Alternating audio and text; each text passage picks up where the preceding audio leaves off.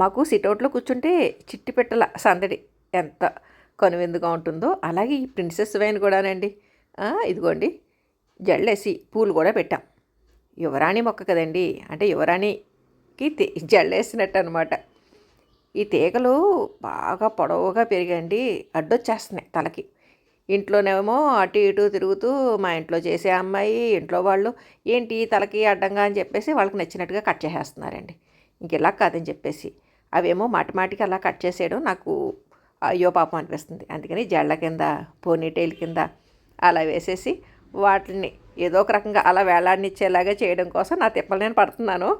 అలా జళ్ళు వేసాకండి సరదాగా పూలు కూడా పెడితే ఎలా ఉంటుంది అనిపించింది.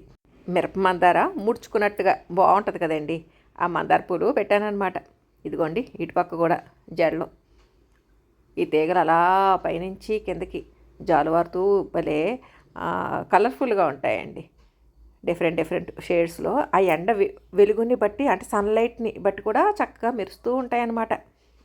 ఇటువంటి మొక్క ఒకటి ఉందనుకోండి, వేరే పూల మొక్కలు ఇవన్నీ ఏమీ లేకుండా వాటి రూట్స్ తోటి మనకి కనువిందు చేస్తూ ఉంటుంది. అందుకని చెప్పేసి ఈరోజు ఆ రూట్స్కి నిండుదనం రావడం కోసం ఇలా పూలు కూడా పెట్టాను అనమాట సరదాగా. ఇదిగోటి పైనుంచి కిందకి అలా జాలువారుతూ వస్తాయండి ఈ తీగలు. మనం కట్ చేసే కొద్దీ పెరుగుతూనే ఉంటాయి. అందుకనే ఎక్కువ హైట్లో పెట్టుకోవాలి. ఎలా పెంచాలి ఏంటన్నది నేను చాలా వీడియోస్లో చూపించానండి.